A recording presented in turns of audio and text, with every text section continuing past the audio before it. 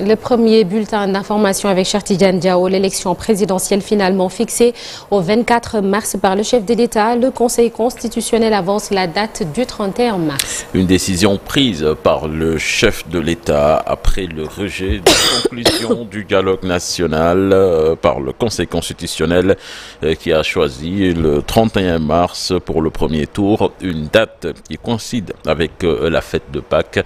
Les 7 sages devraient statuer aujourd'hui sur la date donc du 24 mars proposée par le chef de l'État Macky Sall qui dans la foulée a dissous le gouvernement. Amadou Ba, le candidat de Benno Bokk Yakaar qui cède le témoin à Maître Sidiki Kaba, un premier ministre qui va s'atteler à la formation de son gouvernement que je vous propose d'écouter. Son Excellence, Monsieur le Président de la République Macky Sall, qui a porté son choix sur ma modeste personne pour être le Premier ministre du Sénégal. C'est une confiance renouvelée parce que il a eu à me nommer à des ministères régaliens, ministre de la Justice, ministre des Affaires étrangères, ministre des Forces armées, ministre de l'Intérieur, aujourd'hui Premier ministre du Sénégal, à une station élevée de l'architecture gouvernementale. Je voudrais remercier mes parents pour l'éducation qu'ils m'ont donnée. Ils n'ont ménagé aucun effort pour qu'il en soit ainsi. Remercier les populations du Sénégal oriental qui m'ont toujours marqué un soutien indéfectible, mais aussi tous mes compatriotes qui ont marqué à mon endroit leur soutien, mais également aussi leur considération, voire leur affection. Je voudrais aborder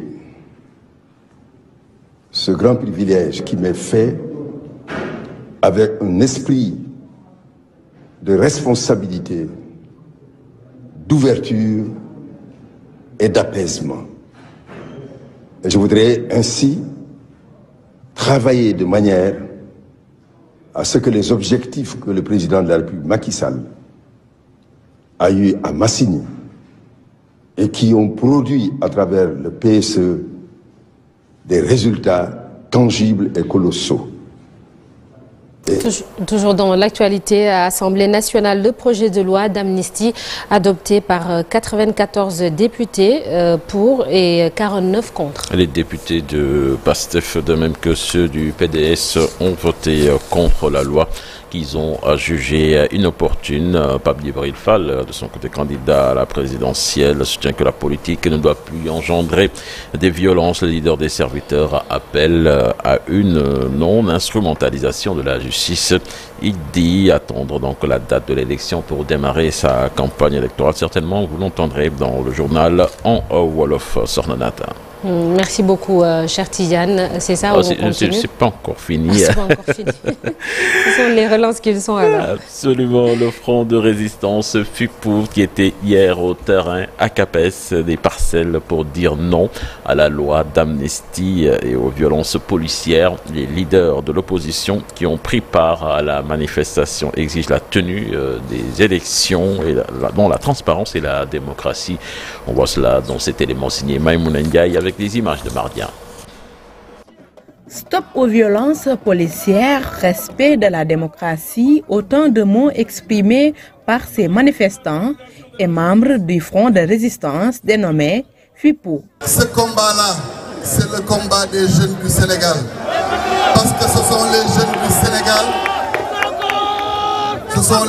Sénégal, qu'on a amenés en prison.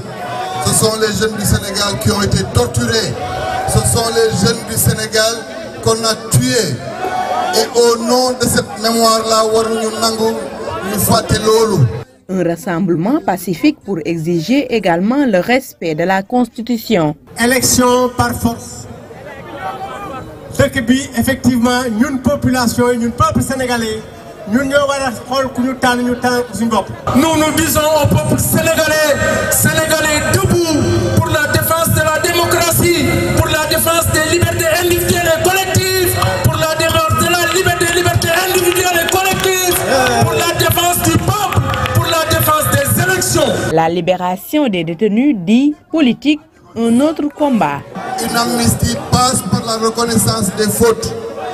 On veut la paix, on veut la décrispation, mais sortez Bassirou Diomaye Faye.